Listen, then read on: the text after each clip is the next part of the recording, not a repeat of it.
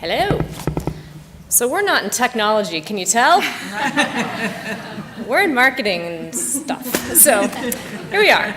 I'm going to hopefully get through this without any functional difficulties here, but thinking about data, thinking about marketing made me start thinking about the theme of this conference, which is actually really relevant for marketing and engagement. But you know, there's so many things that we do from a marketing standpoint on a daily basis that is not ever going to be supported by data. And there's things that we can do in marketing that are only actually possible because of the data that's behind the project. So I'm going to talk a little bit about some experiences we've had from a smaller type publisher with a small and nimble, mighty team. One of my team members is in the back, so thanks here. Really, everything we do from posting videos of content and author interviews to YouTube, to answering a call that I got last week from an editor who was requesting reprints of an article for one of our authors' memorials, as a way to really show his peers some of his finest work. So a lot of that stuff, data's not coming into it at all, but we do it anyway. So anyway, we're now looking at beyond the traditional methods. We all know this. I'm going to kind of breeze through the way things used to be, of reaching and engaging with users and purchasers of content. Today scholarly systems are very collaborative, and I hear the word ecosystem a lot. I've already heard it a bunch of times today to sort of describe where we are. And we try to collaborate with both librarians and users. Scholars themselves are collaborating differently as the traditional silos of science have broken down recently and have become more interdisciplinary. I'm thinking of these words are not easy to say right now. So basically we want to build and collaborate relationships that are career spanning with both our users and our purchasers as librarians. And then also collaborating with data has helped us to do that and learn about the different nuances in these different groups, even across disciplines and among different generations of users. So early career researchers are going to have different, as we all know, styles and workflows than existing and established faculty. Tools like SurveyMonkey have helped us to understand more about these nuances and quickly do surveys of our users, but there's still so much more to understand. So let's see. And then also just to set the stage, as we all know too, a lot of our users are anonymous to both the content provider and the content purchaser. So sort of the data collection can sometimes be pretty tricky. We go, we went, yay. So again, we know that this is happening. We know that research and information is exploding, and it has been for a long time. There's obviously no relief in sight either. And it's not a new problem. Annual Reviews was founded in 1932 because even back then, this problem was starting to be really important for a lot of smart people back then. In fact, one of my favorite quotes from our company is from the first volume we ever published in 1932 from our founder, who was also the editor of the Annual Review of Biochemistry for many years. And he said back then, most of us find ourselves buried amidst piles of unread papers. To keep abreast of the literature has become a Herculean task. It is the exceptional individual who succeeds in reading an appreciable proportion of the papers out of the confines of his own restricted field or her of research. So anyway, we know that information overload is a problem, and it actually extends well beyond science for society. I think actually data overload could be a part of that problem as well and contributing. So I always try to make sure the data that we're collecting is relevant and actionable. We'll talk a little bit about that. Technology is driving some of the collaboration that we're seeing between users and researchers, and also it's enabling licensing models and new delivery mechanisms. So we've all sort of, we all understand the stage that's being set. We also all, I'm sure, are very familiar with the way of things in the past. It was very easy back in the day when we were starting out to provide content marketing. It was basically, once you got your book in the hands of your user, your content was marketed, and they would read and hopefully use your literature, and it was a pretty straightforward process. And back then when we started annual reviews, today David Kidder was talking about the value of innovation and the time and place scenario. So how much of your success is really based on being in the right place at the right time. I feel that a company like Annual Reviews and our model of publishing would be very difficult to start in today's day and age, just because of the way we add value to the content, and we do this really intense human curation of a huge corpus of existing literature. Each year our editors actually physically meet, which is all over the world. These meetings take place, and we publish 50 journals now, so that's quite a bit. And then basically they select and we invite authors to write long-form review articles of the literature that's out there and in the topics that the editors have assigned as most timely or important. So again, kind of bringing back to what David Kidder said this morning, we would like to think of our journals as the addicting painkillers for researchers and not as vitamins. But therefore, in order to maintain that value, we have to continuously work to understand our users and what their needs are and their nuances and that type of thing. So I'm just gonna, one more quote I like to share, which is from 1946, and it sort of describes the value that we placed back in these days on relationships with our societies, which was a conduit to the user back then. It was a letter that our founder had written to the head of the Society for General Microbiology, and they were obviously very close, and he was asking for a list of users that he could then send a leaflet to about the annual review of microbiology that was coming out. And he said, "Please convey my very kind regards to our mutual friends in the laboratory. I'm about to send a couple jars of our plum jam, which I hope you'll be able to use for afternoon tea." So, you know, civility is lovely, isn't it? We really try to continue to provide that for our users and our purchasers. So anyway, annual reviews articles, long-form reviews, we really try to provide that value, and we know the content's very important for the users. So we try and get out of the content's way, but still provide really smart ways of engaging through content. So content is king. I say discoverability is queen. Marketing is a duke, so I'm not really sure what, I guess that, that means for growing up as being a princess. So scholars, or we all know, are having to constantly judge what to read from among thousands of articles that come up in their search results, no matter where they are. Our value proposition is quite simple. By review means it's done in an extensively difficult way as far as reviewing this literature, but we are specialists in the review space. So we continue to try to understand our users and attract them to that review function, whether it's through new media and technology. We are also always watching, learning, and determining what those scholars really need so that we can be wherever they are and whenever they need us, which is no small task. So I'm sure many of you have seen this from the Force 11 conference. It's a very clever way of creating, I kind of got a little infographic happy in my presentation. So, but this is one infographic I really like because it sort of shows the breadth and the complexity of this ecosystem. And you'll see all those new tools, and every single one is generating data. So there's an enormous amount of data, and publishers can use that in the accompanying analytics from our own sites and whatnot to help us understand and know where and when and how our usage is being generated, and including from which search engine it's coming from which institution it's coming from. Sometimes how long the user is on your site and what they're doing and how they're recommending and interacting with your content. But unfortunately, a lot of times identity and preferences of our users is still anonymous and unknown, so we have a lot of work to do.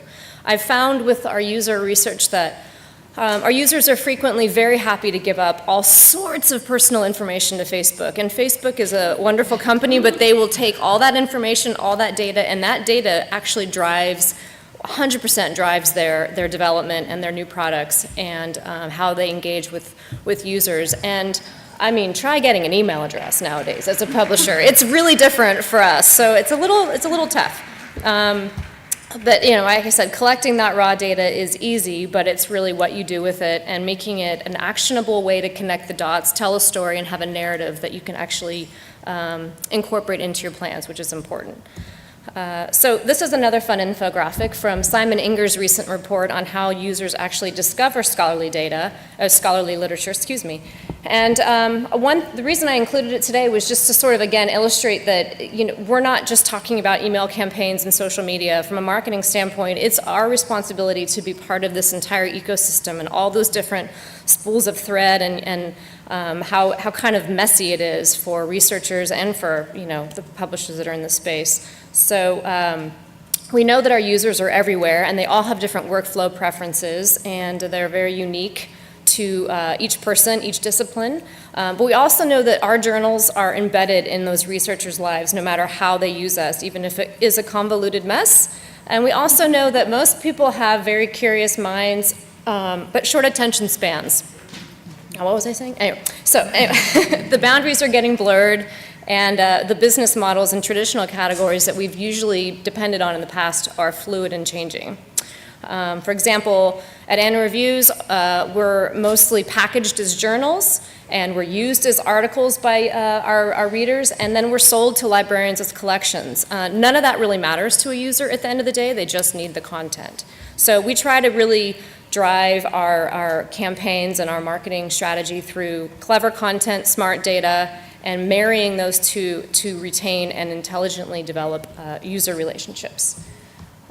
So again, we all kind of understand that this is an unfortunate reality that we're in today. Sometimes it really can be tough to kind of maintain quality in what we're trying to do, but we really want to be concerned with the research cycle and how, just as librarians are now, understanding the needs of our users and trying to understand what we can do for them next so that they don't have to, ask for stuff. We sort of have already thought about it. Today, librarians are an important conduit for us to the users, just like societies were in previous times. And we still have to basically highlight our quality and our brand reputation so that they will continue to be librarians will continue to help shed light to their users about the importance of review and that whole system. And so let's see, this is one more, no, actually I have another one after this infographic. It kind of just is explaining again that word of mouth.